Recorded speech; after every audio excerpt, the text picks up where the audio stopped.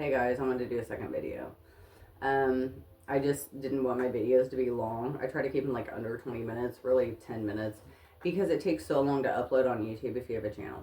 So I just wanted to do the last section of this, which was me being guided to my last reading.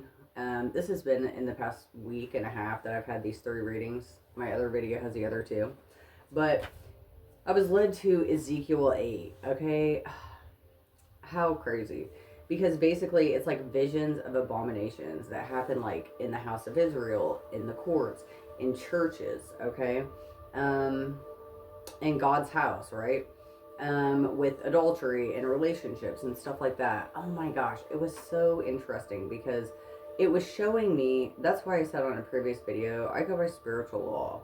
Because that is the law of God. And if you're following that, you're going to be following the laws here anyway, okay? But that law, if you follow that, which is to operate with pure intentions and righteousness, right? And truth and compassion and grace and love and forgiveness, okay? If you do that, then you're going by spiritual law. That means you are in good standing with that law above. And if that's the case, that law is going to protect you no matter what. It's going to make the law down here protect you, okay? So what Ezekiel 8 was showing me, right? It was like, yeah, there is corruption in the courts. Okay, you're totally right. And that's what basically it was saying. You know, it says, this is Ezekiel verse 7. It says, chapter 8, verse 7. And he brought me to the door of the court, and when I looked, behold, a hole that was in the wall. Then he said unto me, Son of man, dig into the wall. And when I was digging in the wall, behold, a door. He said, Go unto me, go in, and behold the wicked abominations that they do here. Okay, so I went in and saw, and behold, every form of creeping things and abominable beasts, and all the idols of the house of Israel portrayed upon the wall around them. So they're committing these abominations, right, behind closed doors in the courts, with all of the, so they say, all of the idols of the house of Israel. That's crazy, because, like, the whole thing I was going through with this stalking, I've reported it many times to the police, just, my own thing. And it was just, like, so crazy to see, like, just how stuff has worked. When I had went to file the last police report, there were, like, things that weren't even on there that should have been, right? Like, that were not even on what my filing was. And I'm like, well, where'd they go? Right? And I'm just saying right here, when I get led to stuff, it just confirms that, like, yeah, there is some corruption in our courts. Okay, not just in my situation, but on even a greater scale. Okay, and that should not be.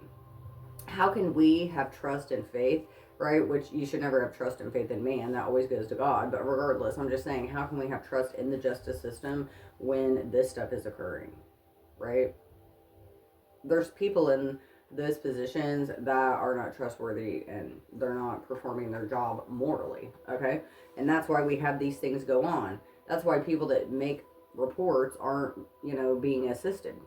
So, yeah, that is very interesting. It talked about that. Then it was talking about, the house of God, the abominations that happen there. Yeah, we've all seen commercials on TV where they're like, oh, if you've been assaulted by someone at this specific church or this, religious group, like, what? That is crazy. That should be abolished and dismantled and burnt to the ground immediately, because you're, taking advantage, I'm assuming, of younger people, and you are supposed to be working for the Lord. That is not the Lord, I'm telling you now. Abominations that happen in church, and those end up being like sectors of cults and stuff. You know what I mean? Come on now. That's what, like, half this world is. It's some kind of group that is just, morally, they're unmoral, okay? It talks about,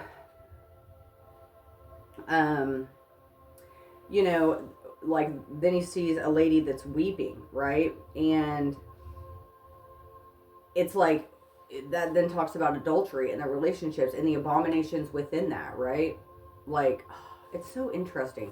When I get led to stuff, I just love it because it does relate to just, like, things in life that I have going on. But also it was confirming to me the corruption that we do have going on in the government, right?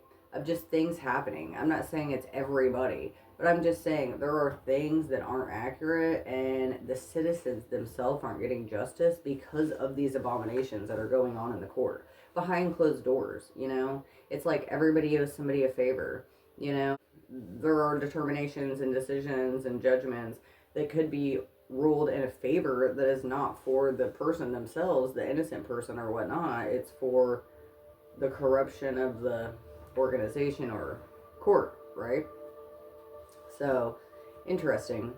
I love when I get led to stuff, or, that's why I don't read the Bible every day. I don't do any of that because I think these are stories that guide you, right? You can put yourself in that position and see how somebody overcame that, right? You can feel that.